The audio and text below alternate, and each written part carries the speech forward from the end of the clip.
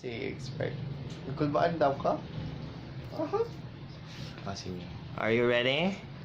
No. I never made it, but I know what it takes. I'm motivated by a mix of emotion. So when did you start in ABS-CBN?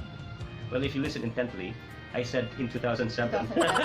So that was the time when I was part of ABS-CBN. Funny thing was that at that time, I was a teacher in Don Bosco.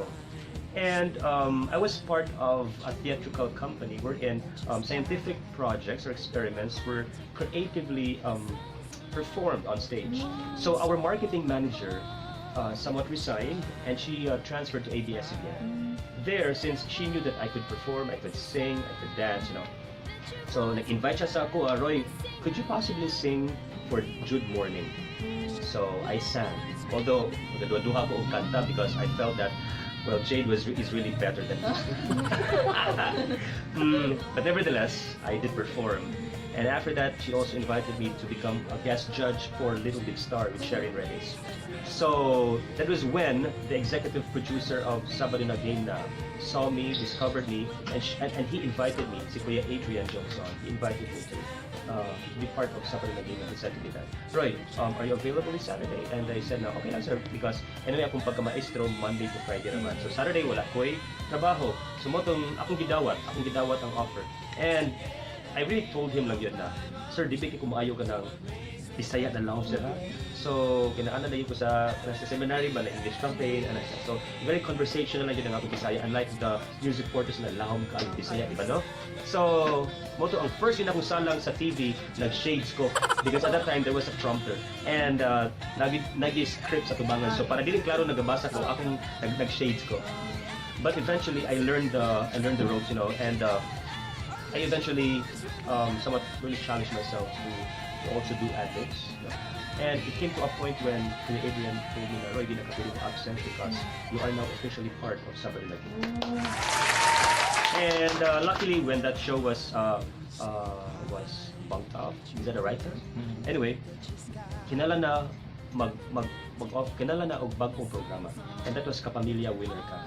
And they got people, they auditioned possible hosts.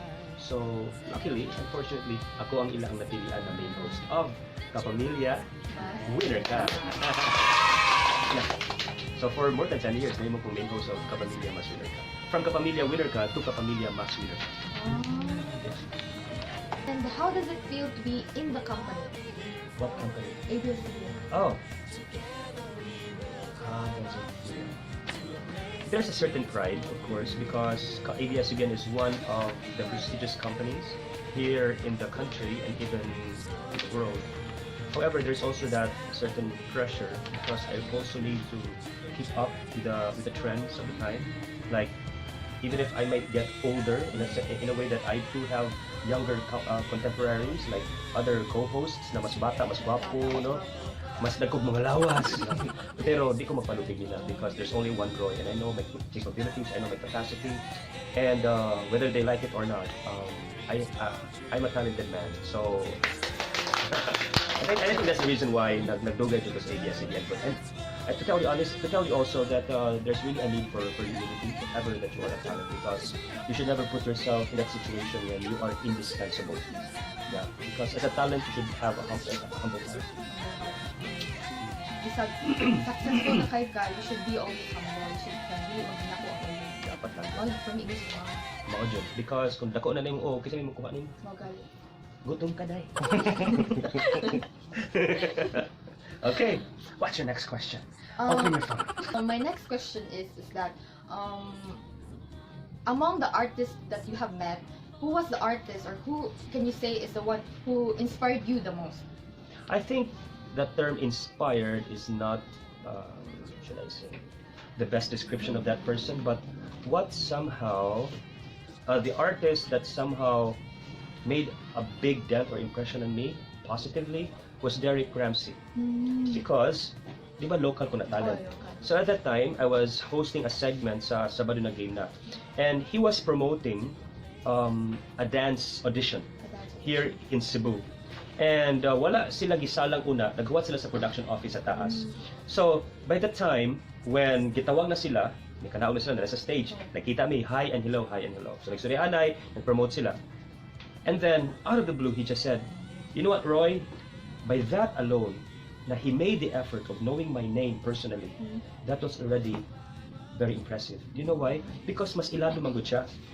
No? So, he made the effort to get to know you. That, I think, is also a sign that he is a very sincere person. Di ba?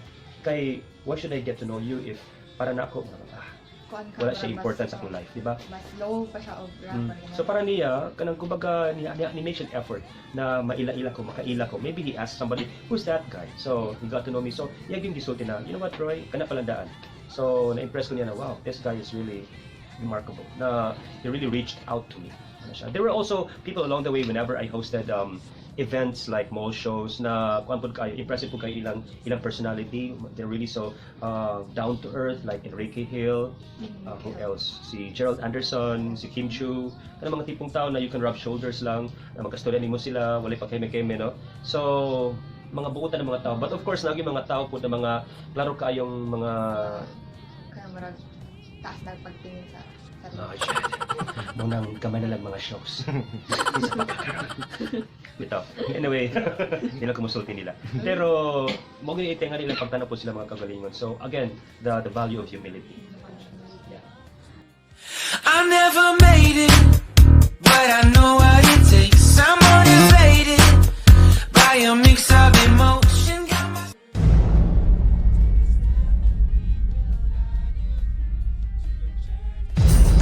Call 422-2474 or 0923-731-3349. Unleash the voice within. every